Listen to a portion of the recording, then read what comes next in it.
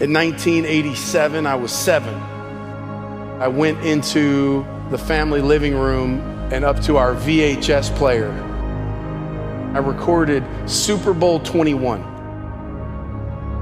And I watched it over and over and over and over again. At age 7, I had a dream. I wanted to play pro football. You look around at greatness, whatever you perceive greatness to be, and that becomes your prescription for your life. I want to be empowered. I want to do something great. I want to make a great life. To me, that was football. And I was able to play in college. I played at a small school. Pretty quickly, I realized it was a crazy long shot I would play in the NFL, but I thought maybe, I can play professionally. It was this dream that I had in my mind. And I made it all the way to 22 years old, my senior year, and it was, just being realistic, it was a long shot.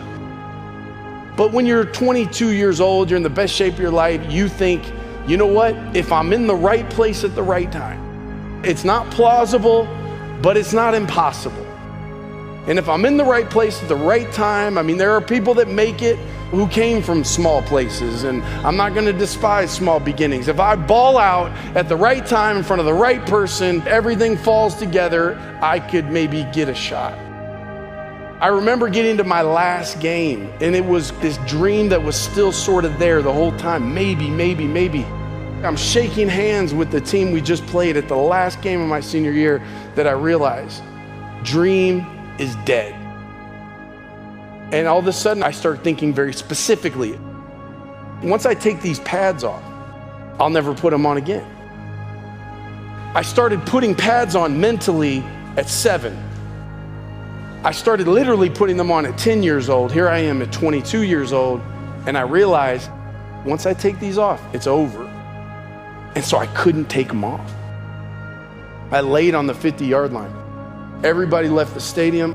Pretty soon, I hear some footsteps. I look over, it was my coach. And he gave me some encouraging words that, to be frank with you, in that moment didn't mean much, because I was beginning to grieve. I was beginning to come to reality. This dream is dead. This thing that's been in my mind's eye since I was 7, it's not going to happen. And it wasn't for lack of effort. It wasn't for sincere sacrifice. I did all that I could do. It just wasn't for me.